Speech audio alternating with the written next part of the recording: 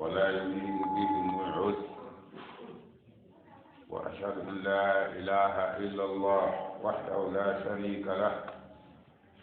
وأشهد أن محمدا عبده ورسوله النبي الرحمة الذي هو بالمؤمنين رؤوف رحيم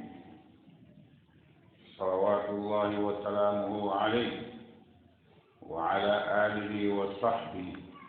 أئمة الهدى والدين وعلى التابعين لهم على نهجهم إلى يوم الدين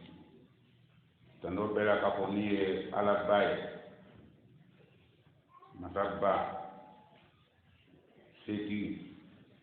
داني مسا من الفنسيا دونغوي هاي نيالي دونغوي على جونلا مسامي أكاهينا واتبيا أيركانيكا مسامي أتقبل ياك كالاجون على جونكا أي نويا ولكن على سرياك رحمة هذه أي مكررة نمومك بريا لازم إيركا لما من علما وما جاي أي مونجانا تراوسا تنوبلا كابونية ومتباي أن يسريا دلا أما كلمايا لا باتولو عند باتولو نسون كوي دلا سنبرنا فالي كسريا دي محمد ما قال لا جون باليو عليه باتولا عليه نني كنا بلا أني عليه ب على باتو نيان أكاو نيرا أنا ala kila dini wuli ni ka soso ibra ale ala soso ibra ale ala soso ay ale nani ka ala tale la si ale ni afuna modu kul hadhihi sabili ad'u ila Allah ala basira ana wa man ittaba'ani ila man ittaba'ahu ala manhaji o bɛɛ donna o hukumu kɔnɔ ni mɔgɔ min donna ale fon fɛ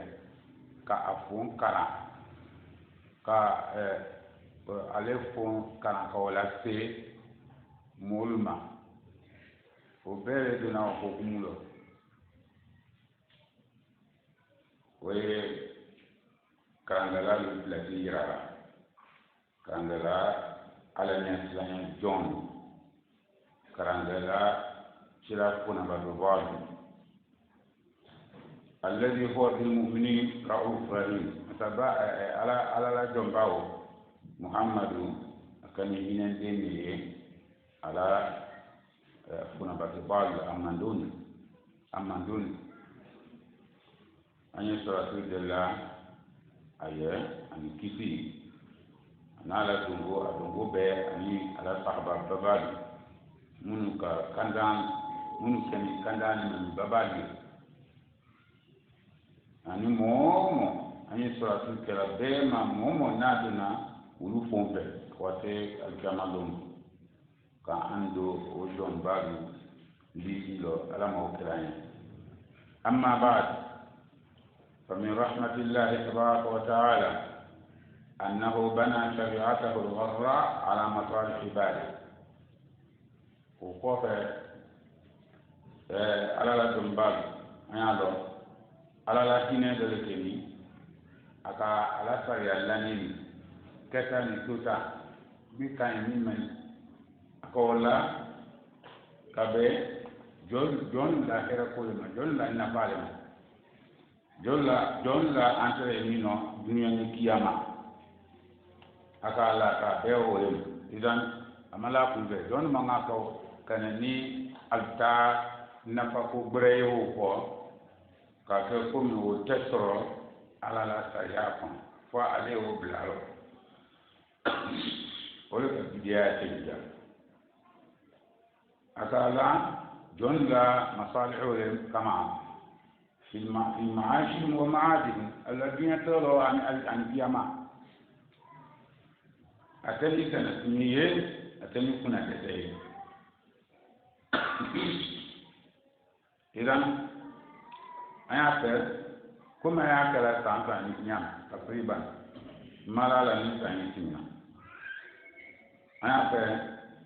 ka o kutu bakoro dole la sili komnuye ni batita la sunna komnuye ni batita la sunna ekani takra buyero ko bati yola ifana kana bati mina sariya kona ekana obwe ko bati tawla to sariya ko ana dina la batolile bonyero lote ikala mo bay nyanya hali ana president ba alfa kona ulua tablo kwa jobwaro kabla dina kwa nyo la bat mu ila mo bay taw ulo bela mo bale ala bay Allah al-azim ana la kila dimba خير الناس كلهم بل خير الخلق أفضل الخلق إطلاقا يتسيولو نو بتشيلا ديمباي مي كاكتا دنيا كونو نيما ياسين بي أبي على الإطلاق ملكلمة جينا لما لنا معلومة لما أكاكتا بي هذا من الديتاي وراكو دباكين بو كبو على مكانه كبو تشيلا عليه ريت مكانه iran ila mo baya tese ulo mi ima ulo ikolo ni min bola ulu pe ili ikolo la ole ye ila mo baya anu kema o fana japala ole lo na ila mo baya adama tin kema ino no we japala ole na amba kimi o kudwalo تقريبا عرفنا الكسانكا مما ثبت عن سلف الأمة الذين هم فوقنا في كل علم كما قال الإمام الشافعي رحمه الله تعالى ni kumye na sabatini kamla ana nyamulu ma ko ba tawra suno wulu sansan sungolola nima kuli asiala santatimna ko anya la bo adama ne yina la akumi na kola bi ha ko sangre tuma do be yina do ko bo ile mi tuma lon fana ba lo wala ko so anyo rasulullah sallallahu alaihi wasallam fa ilaykum ya ibadallah ba'd al-umur idan o kunya do le fotote ayan to malala kala me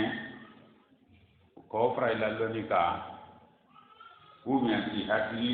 hatili biri ti kerba ni na ko na basta ko mun la suno ni amna ni ananyemu bazma odole balla ibn umar radiyallahu anhuma thawban fa alqahu alayhi wa huwa sa'im رواه البخاري في التاريخ وابن أبي شيبة في المصنف. صحابتي من تو عمر بن الخطاب بن عبد الله ولي وسنغارو لا سنو أت على فاني لا جيلو كبا كوبلا أكا يقولوا كندي عربو يمنا كندي يمنا نا نكندي بريالا أبا على فاني لا جيلو ka obla aka idan bati tola sun wa qala ibn abbas radiyallahu anhuma la ba'sa an yatata'ama al-fidra aw shay'a ko nabati ko bahr al-umma min la qabuye ko bahr al-umma ko mandul la baji lonilo rasul fadon de abdullah ibn abbas o ko basite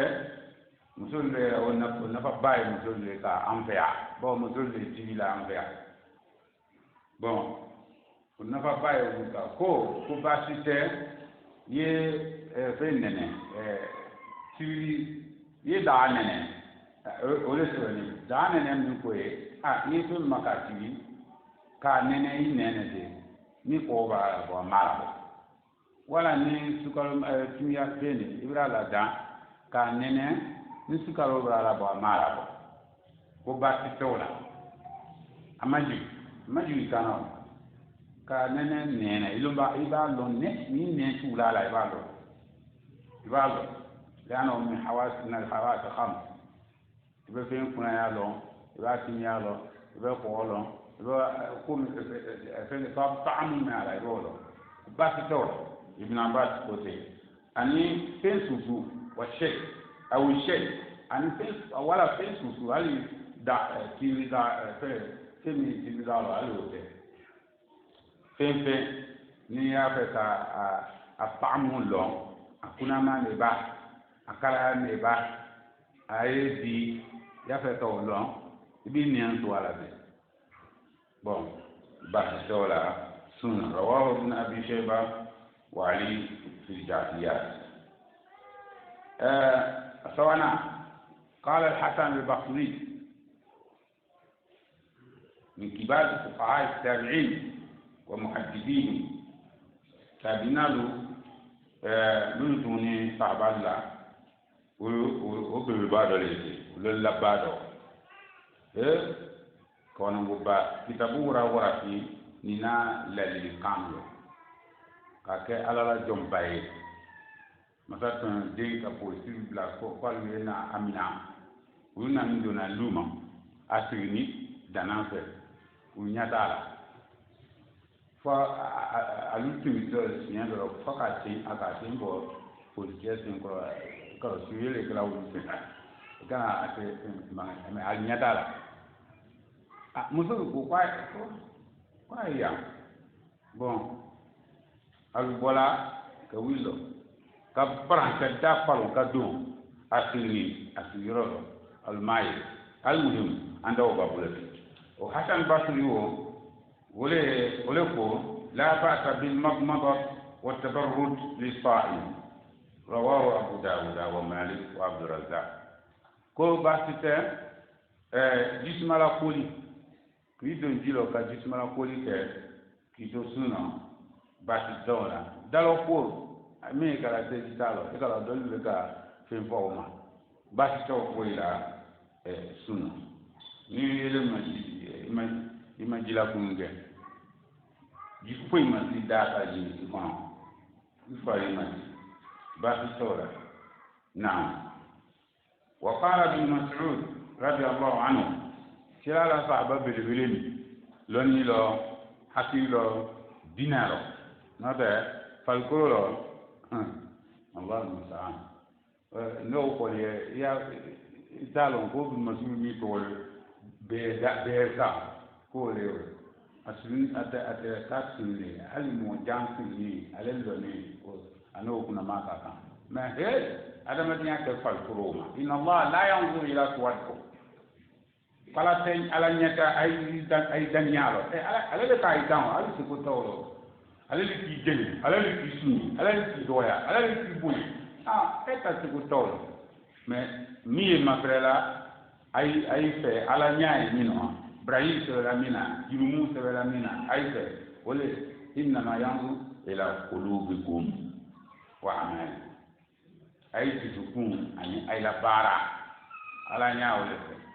نعم ابن مسعود كلام ابن مسعود ابن أصل كافو مما كو من أراد أن يأخذ القرآن غضا طريا فعليه ابن العبد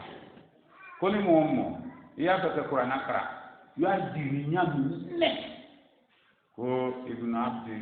aywa wala ibn mas'ud ابن مسعود ko idha kana qawm ahdikum kuni aido kala suno fa yusbih dahinan ini ima ko tumuna mutaraddilan tuji kun ya fanya afanya idan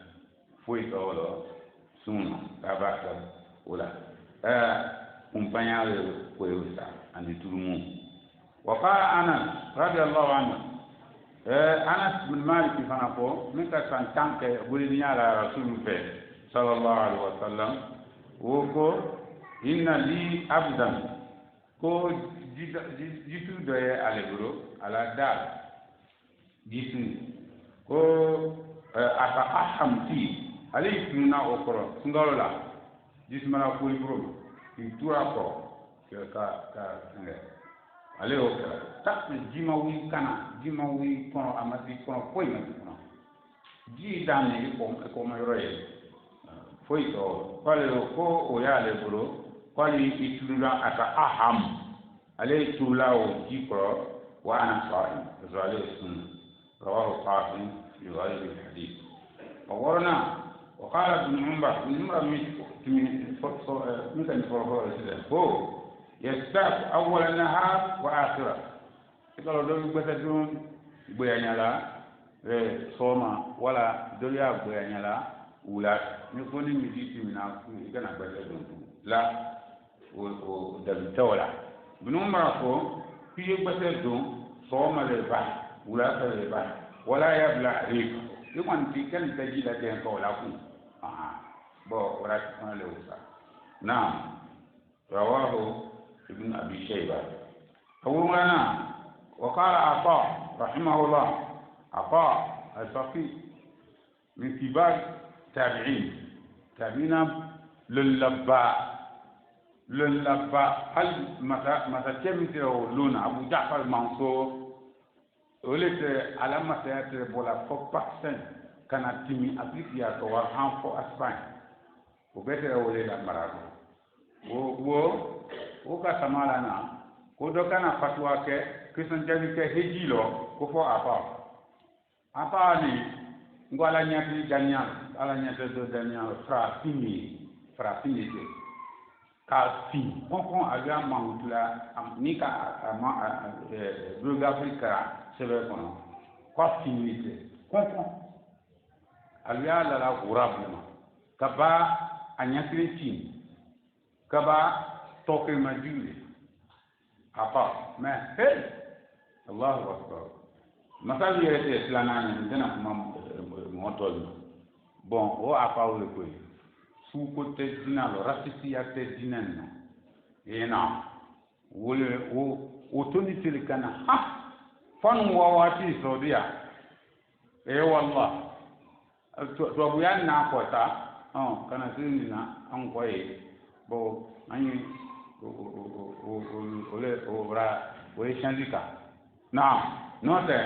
rasisi ya pedinen no anwani madina limami loro aflatera lo o finite keri retere o te aka o blala ne konale akasunu afini anya fitini madina limami ba loro ilan rasisi ya pedinen no kwa o e babu bre ai dani ama ko mina apa wo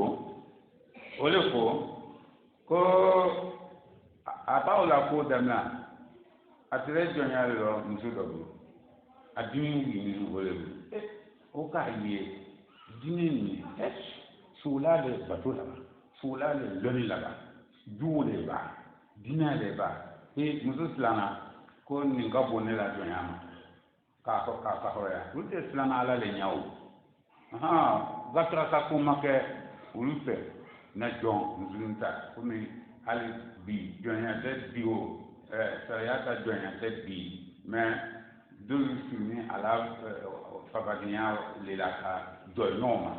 i waso itanya sunduno itanya selilo ire sila na place kala sulo ilani sunolo olo nika atiba madia bo mais نسأل الله السلامة والعافية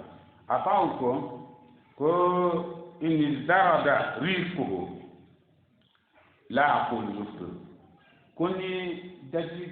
أما كقصدي كلا ولا ما كركرة في دجي لا صون إدان في دجي ورا كولا كون نعم كوي دجي لجيمي ما كركرة كو على تاكلا وما كوي سنتورا وقال ابن سيرين رحمه الله ابن سيرين tabina dole o yefana komi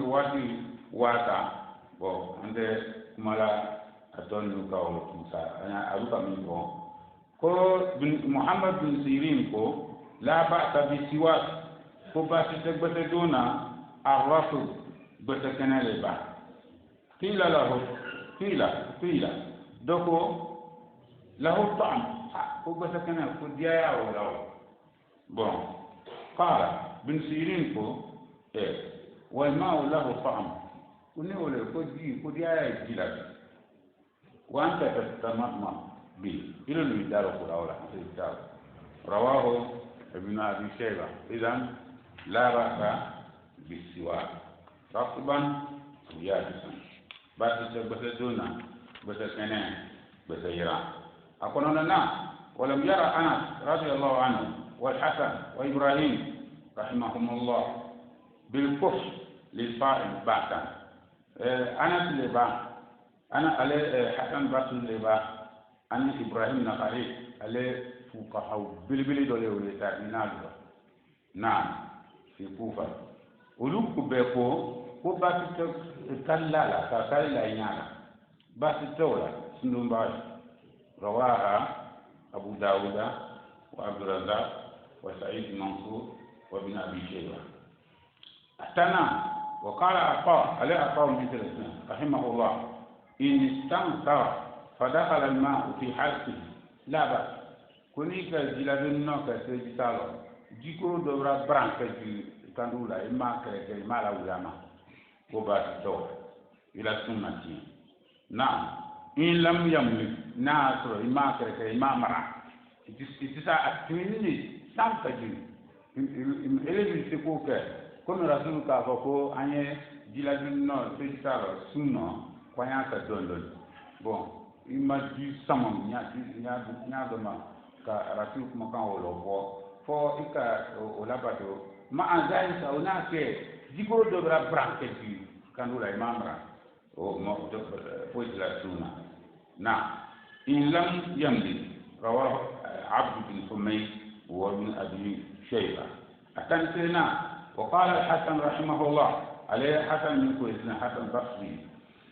basri kan dem يعمل كان يسمى بصري لا بس بالسكون بصري نعم كو حتى البصري كو إذا دخل حلقه ذباب فلا شيء عليه كوني تلا ولا ليمو علوكو كو ليمو أنا أقول لك سيبا ليمو برا لا باتي كان أكاجي إما كريا ما لا ولا ما bon كوفوي إلى السنة رواه ابن أبي شيبة أتن لنا ويذكر عن عامر بن ربيعة رضي الله عنه قال رأيت النبي صلى الله عليه وآله وسلم قال فلك من عامر ما ولكو رسول الله بولين دولوي عامر بن ربيعة ولكو قال رأيت النبي صلى الله عليه وسلم يستاق وهو صائم ما لا أحصي ولا أعود كم عليه رسول لما كدين رسول الله بارادين دولي قال رسول سنة أي بجدنا كاكو يمينك كاتو كوندلون كاتو كوندلا رواه أبو داود والترمذي وابن خزيمة وأحمد إذن بجدون لا بأس به وقال عطاء وقتادة رحمهم الله يبلغ ريقا عطاؤكم عليه عطاؤكم يعني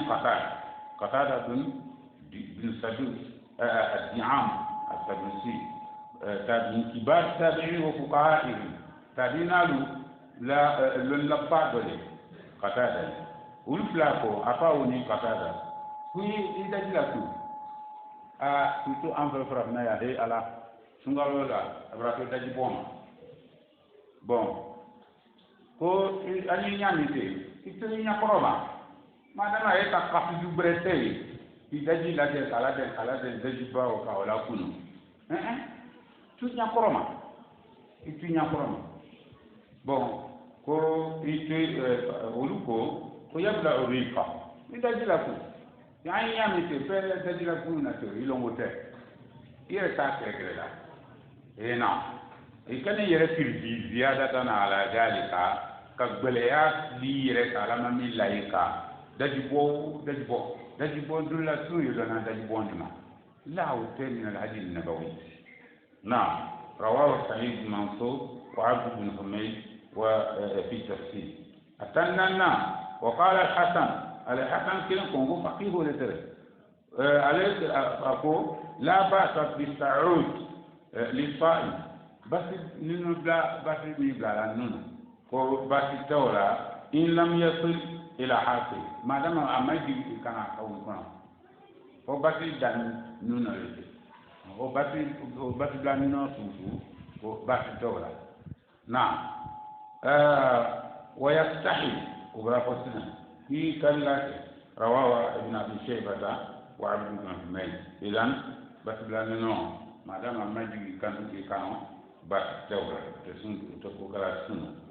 تنلنا وقال عطاء رحمه الله إن تمضمض ثم أفرغ ما في فيه من الماء لا يضره إن لم يزداد ريقا وماذا بقي في فيه كو نيكا إسجيتا إذا داركو كميكا إلون كجيلا جيبون كجيلا بون فيو إلان إلان bon ko foyi ti ma wo ko kana ko ka ko yin da ji da den ko ji do kana wa kan dula la ko mun ne tuni ko ibra la bo isawala ka se isawe foyi ti ma wo ko rawahu sa'id mansur wa abd bin humayd wa qala ibn hajar al-hafiz ibn hajar ibn ramiti o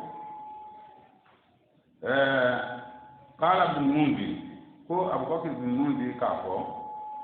أجمعوا أبو بكر بن المنذر بين لا تخصص الشاي اللونيلو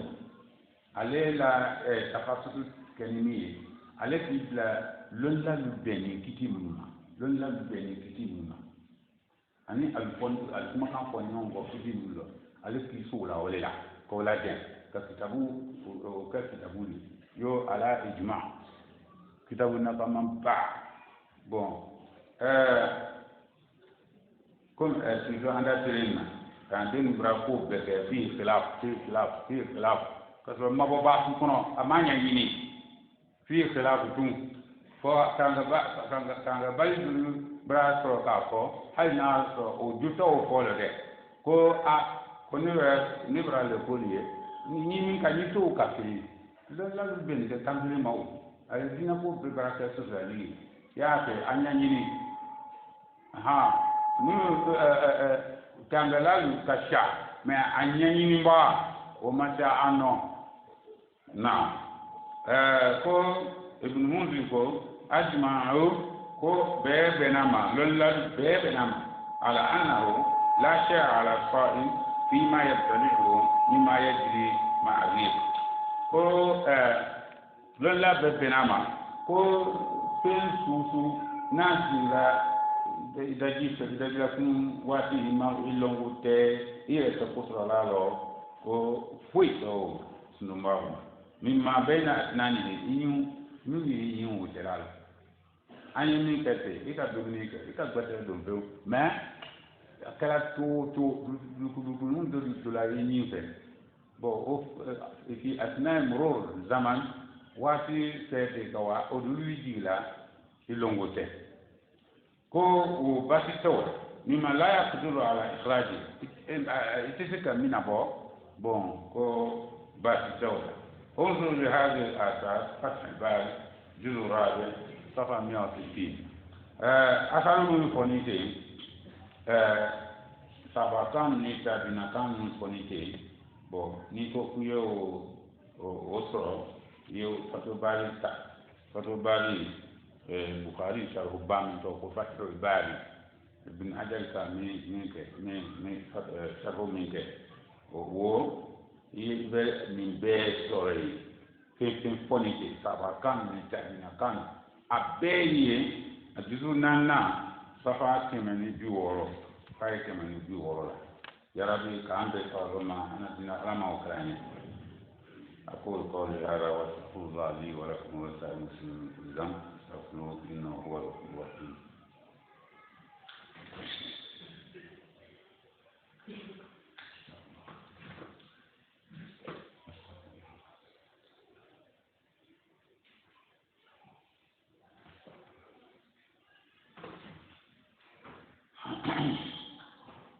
نعم كتابو ده يكو كتاب السنن والمبتدعات بو دما يولا ودو ولي أتنو ناي وناي كو غبار سكر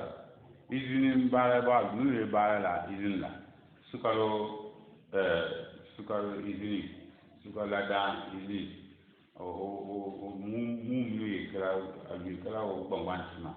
bon ko o bangwan wa gobar dafiq ani fadimu la danyo ani o fele la ani o nyono mulgo fadimu lo ni o mi dona kanula bidun kan atani la ni ko la ya ko fa na shera o sunuma utorata sunuma atan tena ota plana kitabu ota plana kada ubar turab tari ko silaka bangwa kana o nyama bon pusali ni saka tutule wayatila bon pusali no mi sera kanula ko itolo wajif ani simambara yo simambara modonu ani mamu ye la dana yoromi o kwambanu o nomi duna sunumba kanula te foi o te foi wa dukhan sabr ani mutul dila sisi mi duna ne sisi duna kanula o foi o te foi krasuna wa ma asbaha dhalik ani mu nyono mu o ye te مما يدخل عن غير قصد ولا تلازم مي يدونا دون أتيتا كركرا كأسمع كارادو بون أفناتي ديا بولالا o sul o sisi sul comme tafu ayetuna yorodo lo tabrasu o sisi ani o nyono sisi su o fembe o mi dundo ikanu e longote wala itekote wala mala udama ufanati dia bولالا o te wala bi khilaf dukhan سيجارة كو ونسكرتي سيسي تكري ونسكرتي سيسي وتكري فإن شاربه يقصد إدخاله إلى الجو ويتلذذ بو سكرتي من بعد ولا قصدي ولا عليه رأي سيسي سمعنا كلي أفنى الديا ولا لا فلا ونسكرتي تون كان كما أو كان بو فلوسي كما كبارو وأنه كشانه أفنى كل ما دام sisi afana ko sisi te nga sikati lo sisi de ya ke krinte ye ka lo ko krinte sisi do mu fonite we do se tolo atu se tolo aero fana te dia wala ale rete atramana afana ti dia wala sikati lo ele yele o samana kala wi kono aha abrasi kono o burule ma yire ta samani buruma ifana yidia wala ala le hada pam webra la jimi tole babulo ono betinke na o banin ko gwelu ye an fe farafna ayo mena farafna yale ne ma ye sebe kono me ayame molla o dolle to mon numéro ko fo o pepe o be hakila kuma lule dazitala amabo sebe kono o do muye toro boli ko yala o sun tiana bon toro bo adole ko ki yere ma pre duale o dole son grate o dole jiri ko ni jiri bola moma al na ko ya o dole kumate o dole oye aduni mo la yere la kuni ka dini bati ko la sombrati bon o vefin o gel zalika ano kuno kuma toluta abetani yo kuno kuma o kuno kuma mi na ya mimma la dalila ala shay minha annahu yufsid as-sawm wa laysa ad-din bi ra'i dina bin duriyaye ko ka fommi yala la ayemna lale e alambra ko de dinu naqli ayemna lale kam la nyoma kan na nyoma ha ko wate kila dema ou bien ka kara kitabu lo meta mimna ni kila dema ay mina la wala do hakila kuma te dinan te hakila koy kambe sababu ma ya rabbi ala ma kiranya bon dubala bani ka am hakiji am ga na tilba na bawla ke muso ay freke dinin mumuni ay freke wuri to lu hay ni ka finama do la tiwo ulukuna ele to ya ili jando dinin o le kapta ngalma ke muso et puis fana tarbiya o basiro badore tarbiya ka din tarbiya kele ba musore ba ni idemi e ka idin lo ay ni kam fo ya ay dana wala ana la doya dole misila ya o demia nanafe amase safalol atuni nale ngombrele atumase safalol maba mendi kay ante kuma bola ulo dini amlanya ay la moko luma dini ni ka dini dul serignay wallahi dul serignay kapta moko ba dul serignay ya enam bon ate haraka ke mobile mo kina mai lo la nyami so selo ataketa se ko gure ko ite bon o dini zu ni le kalo ide yo suye na wala mfa na yo fa ko na no note dende na maseri vale lomba ama lomba ko femi to ko seri ana aduna ata minga dia alna abe brana ka bo ko wayo gure wala nyana krani fengelu o manga kallo safa ni nyonje we safa telale ayelo yo ele lonia al dinu we ya ni lonia gbem na korone o te kondela selido o te kondela ala bra safa tuni dawlo ta safa matun tant que dinu we ayude bon dolo lo kala uyama ali ni ko kwa din boy ay tira molo afana mu lo wu bo dinin ye dandali kelanya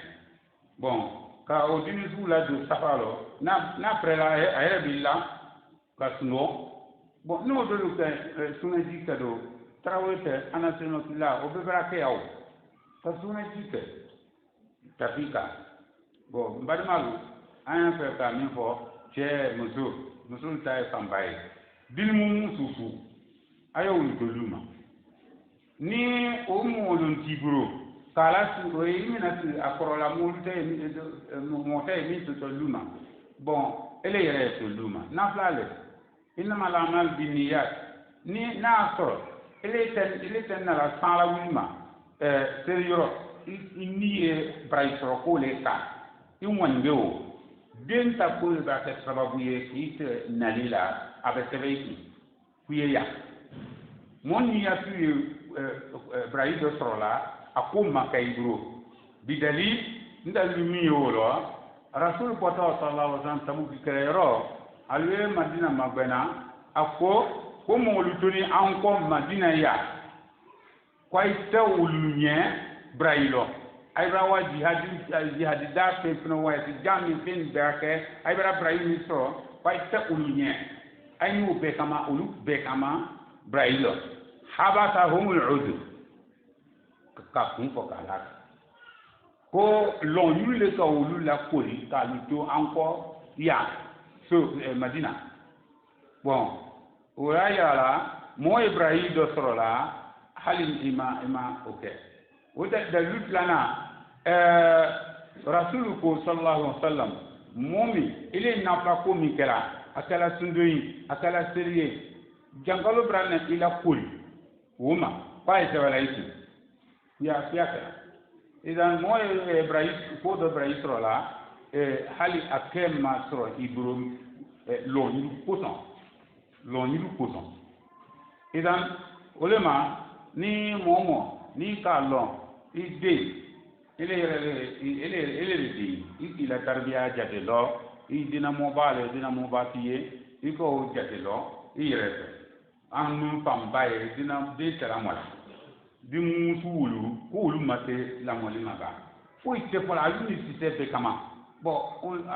alian torola an falu an nalu ulvi an torola ni mangani ni toroi ni sapatre na doleye kwatte kun ana dini lo kwa brutu adena ko ko boy abadan bon idan uiro ni ole yitu de fe lu maolo ni wonge ni ma ila ibe nafla braiso ibe nafla dini lu e bara la te atemandane mutumentalu albrani nga ole ma konfa kome ko bara ni ko de alon kwanu te bena nafla telma ngo ay wonde aya wonde ta ay islamalu kungo minate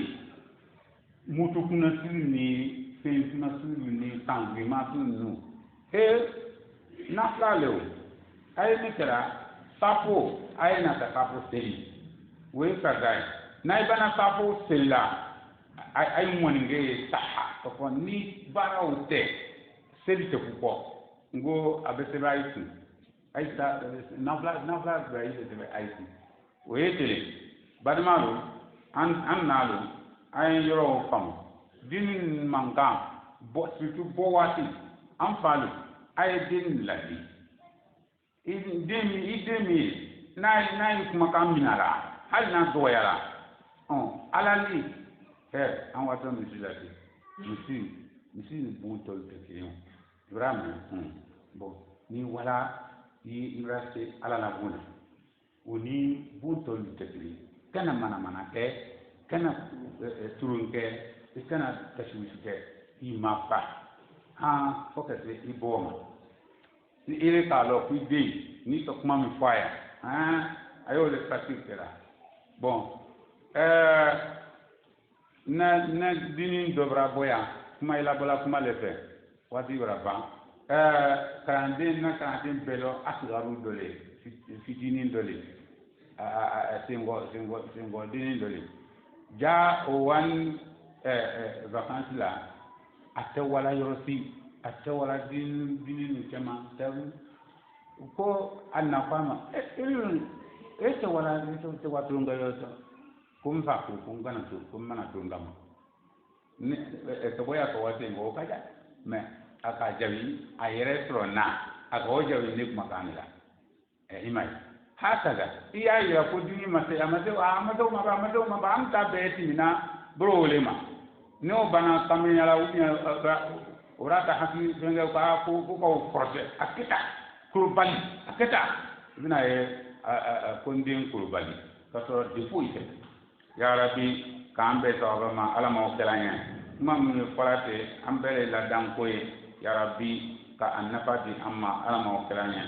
aqul qawli hada wa astaghfirullah li wa lakum wa li sa'il muslimin min kulli dhanbin fastaghfiruhu innahu huwal ghafurur rahim